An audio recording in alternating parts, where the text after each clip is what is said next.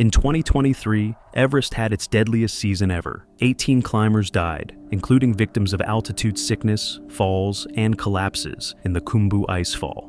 That same year, Nepal issued a record 478 permits across 47 teams, fueling nearly 600 summit attempts. Overcrowding choked the death zone, delays turned deadly, and by 2024, conditions didn't improve. Over 2,000 people flooded base camp, while risk levels stayed dangerously high. 2 brutal seasons in a row made one thing clear: Everest couldn't keep going like this. So, in 2025, Nepal rewrote the rulebook. Higher fees, stricter rules, no solo climbs. What comes next will change the world's highest mountain and the people who try to survive it. Over the last few years, the crowds on Everest have grown to levels no one thought possible.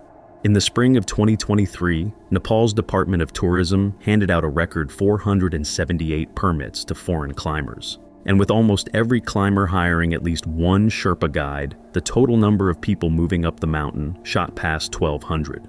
Photographs showed long lines of climbers clipped to the same rope, waiting for their turn to move up tiny ledges near the summit. Everest, once the playground of a few elite adventurers, had turned into the world's highest traffic jam. This is dangerous. Mountaineering experts warn that the combination of bad weather, risky shortcuts, and inexperienced climbers made the 2023 season one of Everest's deadliest ever. 18 people either died or disappeared on the mountain that spring. It was the highest death toll Everest had ever recorded in a single season. To understand how shocking that is, Everest usually saw only 3 to 4 deaths per year between 2000 and 2019. In 2023, that number more than quadrupled.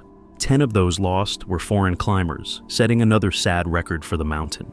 Several Sherpa guides also lost their lives while helping clients who struggled high above the safe zones. Expedition organizer Mingma Gyalje Sherpa summed it up clearly. The weather was brutal, but so was the impatience. Some climbers ignored their own limits. They pushed for the summit even when signs said they should turn around. Others climbed too slowly, clogging up dangerous areas like the Hillary Step and the narrow ridges. Every extra minute spent in the death zone drains the body's strength. Every backup on the ropes meant longer exposure to frostbite, exhaustion, and even death.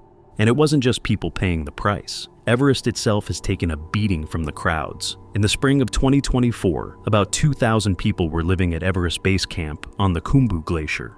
Rows of tents stretched across the ice, turning a once remote camp into a sprawling city.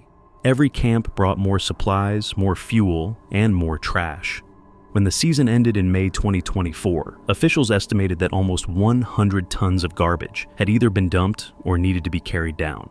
Oxygen bottles, shredded tents, broken gear, food wrappers, and even human waste were left scattered around.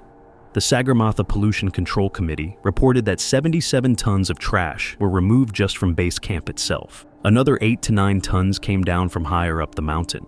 But even after those massive cleanups, plenty of debris still remained frozen into the glacier or wedged into crevasses along the ridges. For the people who live in the shadow of Everest, and for climbers who dreamed of standing alone on the summit, the reality in 2024 was hard to watch. Everest's carrying capacity, the number of people the mountain can safely handle, had been blown apart. What was once a personal achievement was starting to look more like an overcrowded amusement park ride. In late 2024, Nepal's leaders and the mountaineering community finally said what many had feared. Everest had reached a breaking point. Facing this pressure, Nepal's government moved fast to rewrite the Everest rulebook for 2025. After years of warnings and half measures, real changes were finally on the table. The first and most visible was a sharp jump in the cost to climb. Starting in 2025, the fee for a foreigner's climbing permit would jump from $11,000 to $15,000. That's a 36% increase. Nepal's tourism ministry had not updated the fees in a decade. Officials explained that the extra money would go toward safety improvements and environmental protection efforts. Tourism Minister Badri Prasad explained that Nepal faces a tough balancing act. While richer countries focus on growing their industries and building at any cost, Nepal has to protect its mountains for future generations. Raising permit fees was one step toward that goal. Still, many climbers doubted the new fee would slow demand. By 2024, climbers were already paying $40,000 to $50,000 to full-service expedition companies. Most wouldn't blink at an extra $4,000. Veteran climbers like Jake Meyer pointed out that the higher costs are extremely unlikely to reduce the number of climbers coming to Everest. But higher costs weren't the only new hurdles. Nepal also tightened the rules on who is allowed to climb Everest. From 2024 onwards, climbers must show solid proof of high-altitude experience before getting a permit. This means submitting detailed records of previous climbs on major peaks over 7,000 or 8,000 meters. A good example is Connor Coleman, a 22-year-old Australian who summited Everest in 2024. Before he was approved, officials demanded evidence of his successful summit of Manaslu, standing at 8,163 meters. Coleman had to show GPS tracking logs and time-stamped photos to prove he had the skills to handle extreme altitude. Nepal's Department of Tourism made it clear beginners with no serious mountaineering experience were not welcome. The crackdown continued. Starting in 2025, solo expeditions are officially banned on Everest's Nepal side. No more alpine-style or solo climbing without a Sherpa or guide. Narayan Prasad Regmi, the Director General of the department, said guides were now mandatory above 8,000 meters for the climber's own safety. This idea had floated around for a few years, but now the enforcement would be strict. The tragedies of 2024 helped drive the decision. 2 Mongolian climbers who tried to summit without guides or proper permission had died. Nepal didn't want a repeat of those losses. Still, some veteran climbers questioned whether strict rules could really be enforced at such high altitudes. They worried that rich clients would find ways to fake paperwork, or that some soloists would pretend to join groups on paper and then climb alone anyway.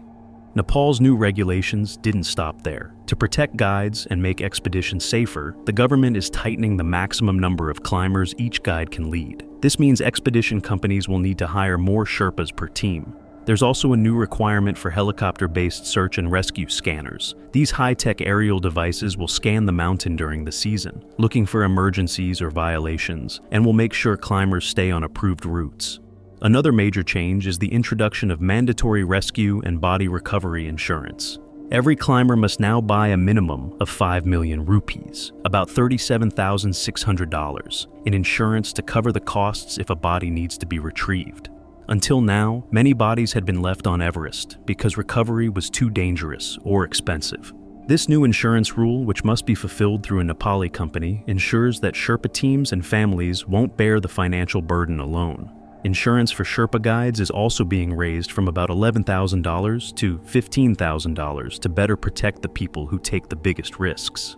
To make sure the new system actually works, Nepal plans to put boots on the mountain.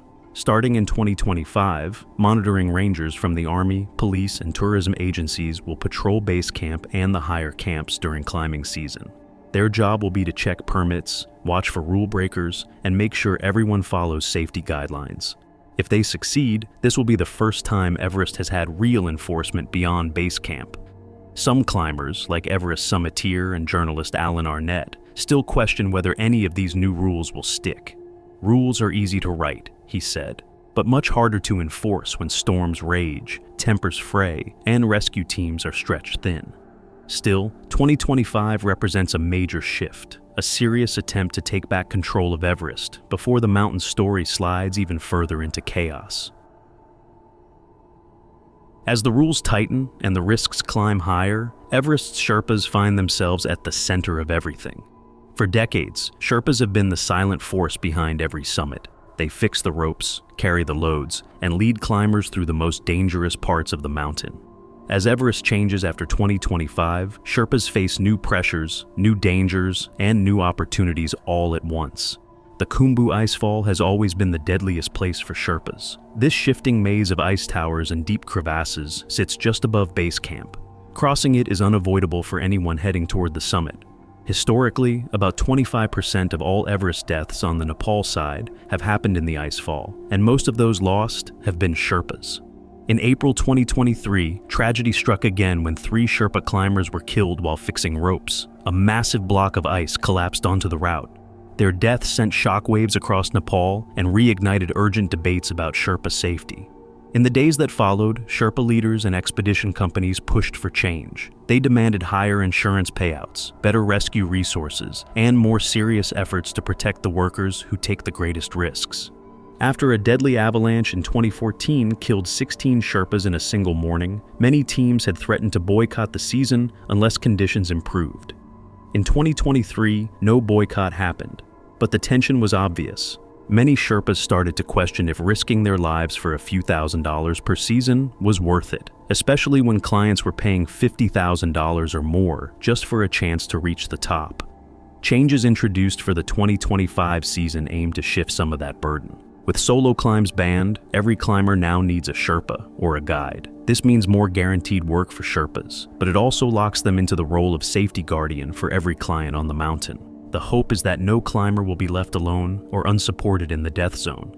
But guiding isn't just about leading. Sometimes it means saying no, even when a client is desperate to keep climbing.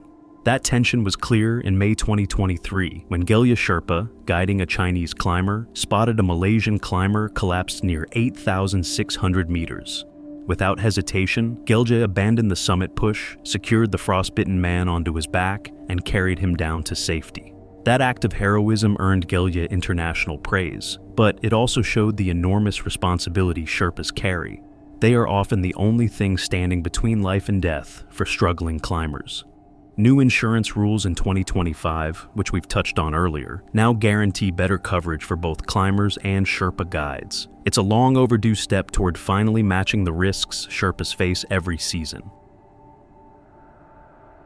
Technology is also starting to reshape the Sherpa's role. Traditionally, if a team needed extra oxygen bottles, tents, or ropes at Camp 4, Sherpas had to make dangerous trips through the icefall to deliver them. Some Sherpas would cross the icefall 20 to 30 times each season, while most clients crossed it just 2 or 3 times.